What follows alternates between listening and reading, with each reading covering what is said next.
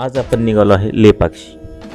लेपाक्षी हे एक असं मंदिर आहे जिथे एक मोठा खांब अदंतरी म्हणजेच हवेत लटकतो असं दिसतं. आंध्र प्रदेशामधील अनंतपूर जिल्ह्यातलं हे वीरभद्राचं मंदिर आहे. याच मंदिराला लेपाक्षी मंदिर या नावाने सुद्धा ओळखलं जातं. जवळपास 500 वर्षांचा इतिहास असलेल्या या वीरभद्र मंदिराभोवती अनेक पौराणिक आणि ऐतिहासिक कथा आहेत. लेपाक्षी म्हणजेच विशाल नंदी. या मंदिराबाहेरचा नंदी हे जगातलं सर्वात मोठं मनोलित असल्याचं मानलं जातं. म्हणजे एकाच दगडातून कोरलेलं एक अखंड शिल्प.